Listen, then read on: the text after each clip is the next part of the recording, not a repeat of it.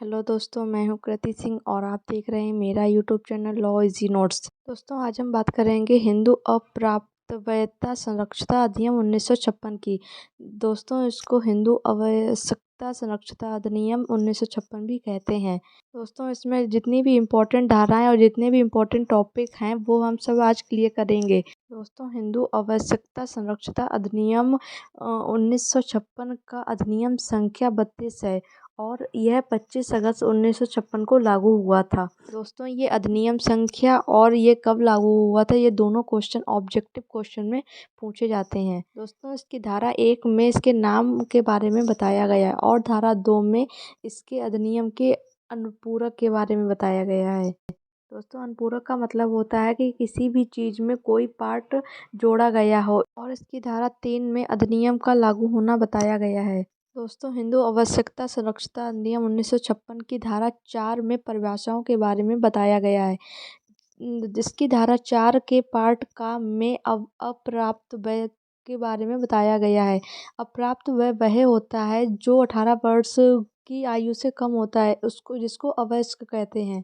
दोस्तों, धारा 4 के पार्ट 2 में संरक्षक के बारे में बताया गया है। धारा 4 में अवयस्क और संरक्षक की केवल परिभाषाएं दी गई हैं। दोस्तों, धारा 5 इतना इम्पोर्टेंट नहीं है, इसलिए इसको छोड़ रहे हैं।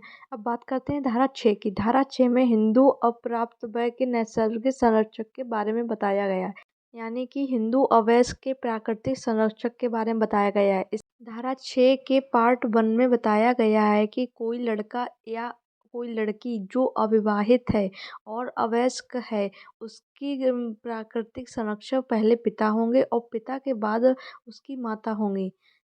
धारा 6 के पार्ट 2 में बताया गया है कि अधर्मज लड़के या अधर्मज अविवाहिता लड़की की दशा में माता और उसके पश्चात पिता उसके प्राकृतिक संरक्षक होंगे।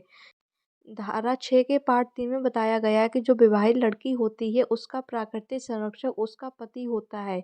लेकिन यदि किसी लड़की का पति हिंदू ना रह गया हो, उसने मतलब अपना धर्म परिवर्तन कर लिया हो या वह संसार को त्याग चुका हो, संन्यास ले लिया, तो इस स्थिति में वह लड़की का प्राकृतिक संरक्षक के रूप में दायित्व नहीं निभाएगा। अब हम बात करेंगे धारा 7 की। धारा 7 में दत्तक पुत्र के प्राकृतिक संरक्षक के बारे में बताया गया है। इसके अनुसार ऐसे दत्तक पुत्र जो अवयस्क हैं, उनको उनके प्राकृतिक संरक्षक उनके पिता और उसके बाद उनकी माता होंगी। अब हम बात करेंगे धारा 8 की। धारा 8 में प्राकृतिक संरक्षक की शक्तियों के बारे में बताया गया है और यह तो इम्पोर्टेंट क्वेश्चन भी है। इस धारा के अनुसार प्राकृतिक संरक्षक के दायित्वों को बताया गया है और उनके क्या क्या कर्तव्य हैं इस बारे में भी बताया गया है। इसके अनुसार ये बताया गया है कि कोई भी बच्चा जो अवयस्क है, जिसने 18 साल की आयु पूरी नहीं की है, उसके प्राकृतिक संरक्षक के ये दायित्व होते हैं, कर्तव्य होते हैं कि वह अपने बच्चे के हित में जो भी उचित कार्य होगा उसका निर्णय लेने में स्वतंत्र हैं। प्राकृतिक संरक्षक यानी कि माता पिता अपने बच्चे के लिए वे सभी निर्णय ले सकते हैं जो उस बच्चे के भविष्य के लिए या उसके लिए जरूरी हों और उचित हों। अब हम बात करेंगे धारा 9 की। धारा 9 में वसीयती संरक्षक और उनकी शक्तियों के बारे में बताया गया है।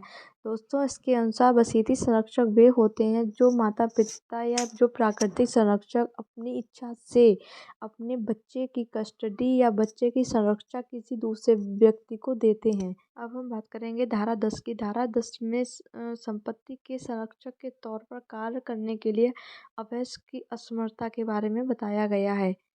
के अनुसार कोई भी अवयस्क अपनी संपत्ति के संरक्षक के तौर पर कार्य करने के लिए सक्षम नहीं होता है।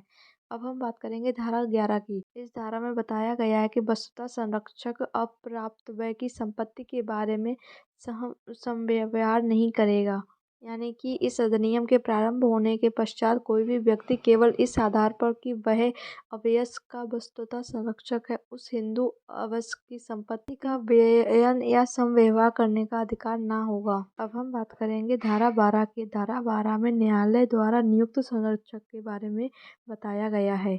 जब किसी अवयस्क के कोई भी संरक्षक नहीं होता है तो उसको न्यायालय जिस व्यक्ति को उचित समझती है, उसको लगता है कि वह उस अवयस्क की संपत्ति और शरीर की सुरक्षा कर सकेगा, उसको नियुक्त कर सकता है। ऐसे ही संरक्षक को न्यायालय द्वारा नियुक्त संरक्षक कहा जाता है। अब हम बात करेंगे धारा 13 की। धारा 13 में बताया गया है कि अवयस्क का कल्याण ही सर्वोपरि होगा। इसका मतलब यह है कि न्यायालय द्वारा किसी भी व्यक्ति के किसी हिंदू अवयस्क का संरक्षक नियुक्त या घोषित किए जाने में अवयस्क के कल्याण पर सर्वोपरि ध्यान रखा जाएगा, यानी कि इस अवयस्क का कल्याण ही सर्वोपरि होगा। दोस्तों, यह थे हिंदू अवयस्क संरक्षता अधिनियम 1956 से संबंधित सभी धाराओं की जानकारी। आई होप दोस्तों कि आप सभी को यह जानकारी समझ में आई होगी। ऐसी ही जानकारी के लिए आप हमारे YouTube channel law easy notes को सब्सक्राइब करें और कमेंट में बताएं कि आपको हमारी वीडियो कैसी लगी। धन्यवाद।